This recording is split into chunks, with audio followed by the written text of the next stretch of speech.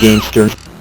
While Resident Evil 4 shifted focus away from horror and more into action, Resident Evil 5 brought the series into the hood. Gone are the spooky mansions and somber European countryside. Now we got co-op thug hunting action in the streets of Africa. Chris Redfield and Africa's #1 chocolate bunny Sheva need to team up to stop Bill Gates from Africanizing the world's population with his evil vaccines. Along the way, you'll ethnically cleanse a variety of enemies, some new and some old, such as Lickers, Carl Winslow, I shot a kid, Zombie Dog, Black Person with AK-47. And this is not a joke. You fight actual grass skirt wearing, bone through the nose, tribal ass, spear chucking. The enemies have a lot more melatonin than those pasty Mexicans in RE4, so they're a lot more aggressive. There's also a whole lot more of them. My favorite enemies were the cute alligators. 99% of the time, they just chill out, rarely attacking the player. I don't even think I'd call them enemies, they're just cute little friends, really. This game was made early on in what I would call the golden age of co-op shooters. Games like Call of Duty World at War, Halo. Man, they best rename that shit to Galo. Left 4 Dead, and who could forget Legacy of Kane and Lynch. Back when we all said racial slurs on Xbox Live instead of Discord. The AI companion is retarded. The claim that you're able to beat this game in single player with the AI is the biggest hoax I've ever heard.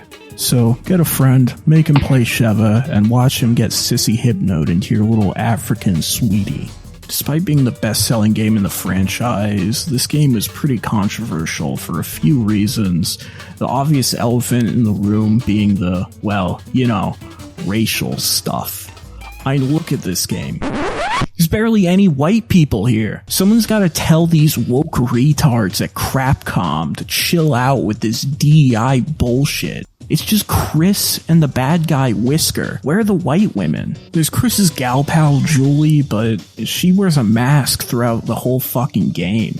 While Resident Evil 5 is the most action-focused game in the franchise, it still does remember its horror roots in some sections, such as the tunnels. In this section, one player has to carry around a gay little flashlight, and the other player gets to shoot enemies.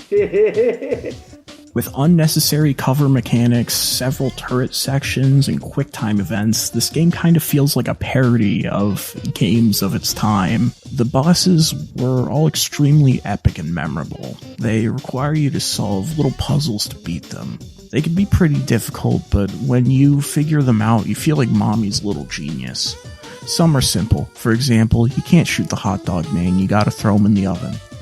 But some are kinda dumb, like to save Julie, you have to shoot her in the tits multiple times and then rip her Bill Gates sissy hypno Neuralink implant off. The game simplified Resident Evil 4's inventory management. Waiting for your co-op goy to adjust the feng shui of his inventory would be boring as shit, so they've replaced it with the simple 3x3 box. There's no yellow kush, only red and green, an obvious reference to Mario and Luigi, which makes sense as Resident Evil 5 was famously a GameCube exclusive. If you're close enough to your partner, you can share a blunt or even toss him an egg. Hey! Ammo is pretty scarce, so you should stun enemies and finish them off with melee as much as possible. Not only is this a great way to save ammo, but the melee animations always make me chuckle keck.